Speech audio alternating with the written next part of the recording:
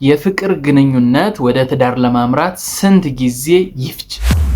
1 ዓመት፣ 6 ወር፣ 2 ዓመት፣ 10 ዓመት ኦር ስንት ዓመት ይፍጅ? አንድ የፍቅር ግንኙነት ወደ ትዳር ለማምራት የብዙዎቻችን ጥያቄ ነው። አንድ የፍቅር ግንኙነት ስንት ጊዜ ፈጅቶ ነው ወደ ትዳር መቀየር ያለበት? የብዙዎቻቸው እንቆቅልሽ ነው። ገና 1 ዓመታችን እኮ ነው ወደ ትዳር እንዴት እንሄዳለን? ገና 2 ዓመታችን እኮ ነው እንዴት ወደ ትዳር እንሄዳለን? 10 ዓመት ቆየን እኮ በፍቅር አሁንማ መጋባት አለብን የሚል የብዙ ሰው እንቆቅልሽ ነው። እና ይሄ የዓመት ጉዳይ ኦር ደግሞ በፍቅር ግንኙነት የምንቆይበት ጊዜ ምን መምሰል አለበት ኦር ምን ያክል ጊዜ ነው መሆን ያለበት የሚለው የሁላችንም ጥያቄ ነው። ዛሬ በዚህ ቪዲዮ እንዳስሰዋለን፣ የመፍትሄ ሐሳብም እንሰጥበታለን። አንድ የፍቅር ግንኙነት ወደ ትዳር ለመሄድ የሚፈጅበት ጊዜ ይኖራል፣ እንደየሰው የሚለያይ ቢሆንም። ነገር ግን አንድ የፍቅር ግንኙነት ወደ ትዳር ለመሄድ የሚፈጀው ጊዜ ማተር አያደርግም። በ6 ወሩ ሰው ሊጋባ ይችላል ኦር በ2 ዓመቱ ሊጋባ ይችላል። ጥያቄ መጠየቅ ያለብን የምታገቡት ሰው ኦር ደግሞ ራሳችሁ ለትዳር ዝግጁ ነኝ ወይ? ትዳር መግቢያ እንጂ መውጫ እንደሌለው ተረድቻለሁ ወይ? ሴት ከሆንሽ ወንድ የሚፈልገውን ነገር ኦር ባል የሚፈልገውን ነገር ማሟላት እችላለሁ ወይ? ለዛ ኮሚትመንቱ አለኝ ወይ ቁርጠኝነቱ አለኝ ወይ?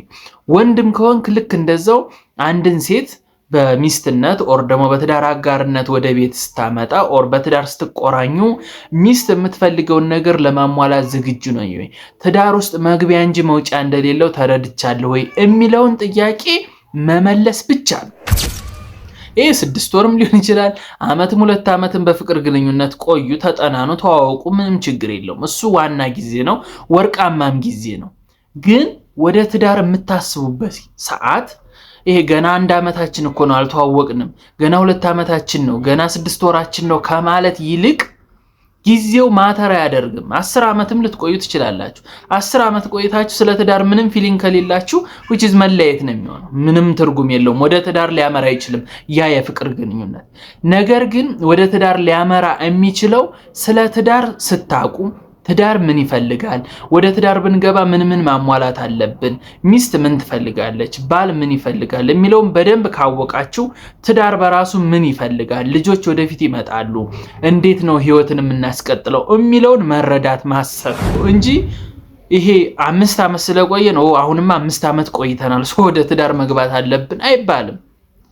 ለትዳር ዝግጁ መሆን ነው ትልቁ ቁልፍ ጉዳይ። ትዳር ብዙ ውጣ ውረዶች ያሉበት ቦታ ነው።